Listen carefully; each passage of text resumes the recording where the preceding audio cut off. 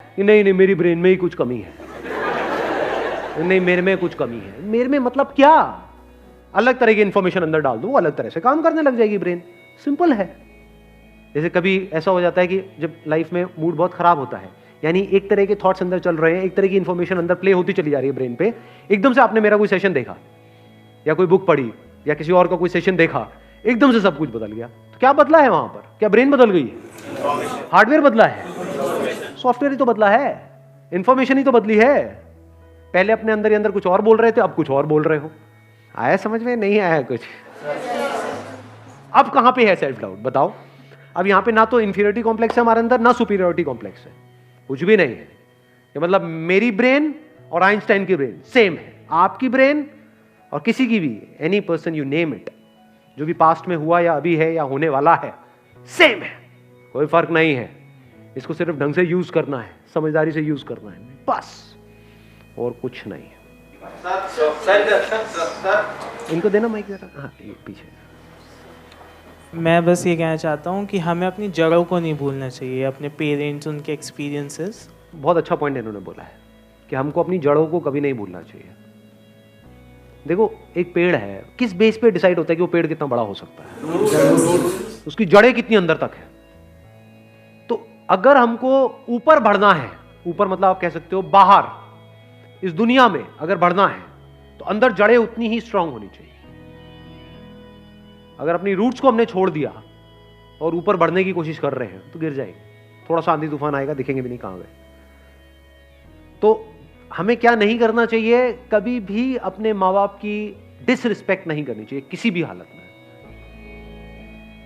अपने माँ बाप के बारे में कुछ बुरा सोचना तक नहीं चाहिए, करना तो बहुत दूर की बात है।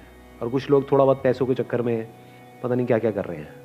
किसके साथ? अपने माँ बाप के साथ। कौन है माँ बाप? आपकी जड़ें हैं। और सोचो, आपको एक मजेदार बात बता देता हूं कि जो बंदा, अगर आपको पहचानना हो ना कि वो बंदा कैसा है, कि उस बंदे के साथ उस पर भरोसा करना चाहिए नहीं करना चाहिए, तो उस बंदे को ये देखो कि वो अपने माँ बाप के साथ कैसे बिहेव करता है। उसने अपने माँ बाप के साथ क्या किया।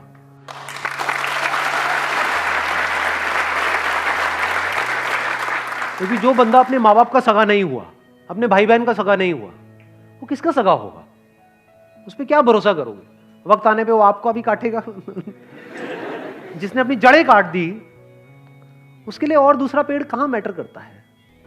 आप तो दूसरे हो ना। जिसने अपने को नहीं छोड़ा वो आपको क्या छोड़ेगा? तो इसको हमेशा याद रखना है। हैविंग सेड दैट, इसका मतलब ये नहीं है कि आप उनकी हर बात से एग्री करो। नहीं, ओपिनियन अलग अलग हो सकते हैं।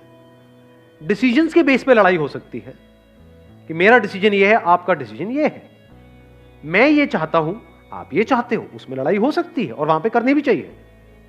ये नहीं कि जो वो कह रहे हैं हर बात पे हम एग्री कर जाए, ऐसा नहीं होना चाहिए। फिर तो आपकी अपनी आइडेंटिटी ही क्या रही?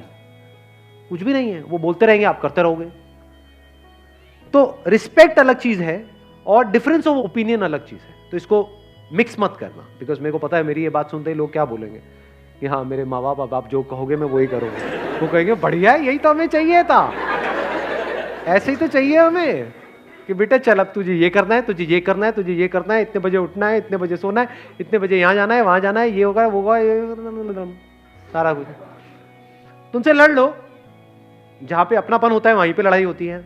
अनजान से कौन लड़ता है कभी यहाँ पे अनजान में आपस में अभी कोई लड़ाई हुई है आकर के? तू मुझे पसंद नहीं है, भाड़ किया किसी ने ऐसा आपस में? हाँ नहीं किया। क्यों नहीं किया? क्योंकि अनजान है। क्या अपने अपने घर चले जाना है सबको इस सेशन के बाद में?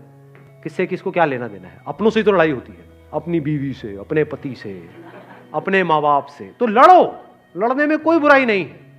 अपनेपन से लड़ो, ऐसे लड़ो कि भाई लड़ेंगे, मरेंगे, कटेंगे, जो मर्जी करेंगे, अलग नहीं हो, रहेंगे साथ में।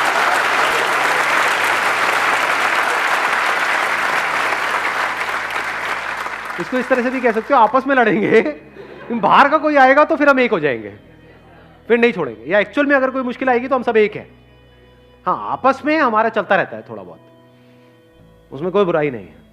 तो जड़ों को याद रखने का मतलब, जड़ों को ना भूलने का मतलब कि कुछ ऐसे लोग हैं आपकी लाइफ में जो आपको अंदर तक पता है कि ये मेरे अपने हैं। कैसे पता है? क्योंकि जब आपकी लाइफ का सबसे खराब टाइम चल रहा था, तब भी वो आपके साथ थे, वो आपके अपने हैं, फॉर श्योर आपके अपने हैं। जब खराब टाइम में नहीं छोड़ा तो अच्छे टाइम में क्या छोड़ेंगे। और कुछ ऐसे लोग होते हैं, थोड़ा सा आपका टाइम अच्छा होता है, पीछे पीछे घूमने लग जाते हैं, आपके लारे लपे करेंगे, आपकी तारीफें करेंगे, आपको बोलेंगे कि हाँ तू तो मेरा भाई है, हम तो ये हैं, हम तो वो हैं। जैसे ही आपका टाइम थोड़ा सा खराब होगा आपको छोड़ देंगे, आपकी तरफ देखेंगे भी नहीं, आपसे बात तक नहीं करेंगे, एकदम पीठ कर देंगे आपकी तरफ। तो आप पहचान सकते हो ऐसे लोगों को। कुछ ऐसे लोग थे आपकी लाइफ में जब आप कुछ भी नहीं थे, या ये कह लो खराब टाइम चल रहा था, तब भी वो आपके साथ में थे। तो ये आपके अपने हैं। दुनिया इधर की उधर हो जाए, इनको नहीं छोड़ना है। चाहे घर अलग अलग हो जाए, देखना इसको भी ध्यान से समझ लेना। इसका मतलब ये नहीं है कि हाँ एक ही घर में रहेंगे जी, अब तो सास बहू आपस में एक दूसरे का गला काट रही है लेकिन रहेंगे हम एक साथ ही, ये नहीं कह रहा हूं मैं।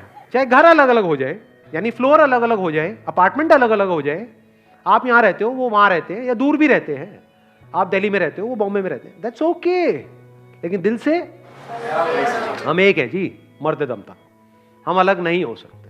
That must be very clear.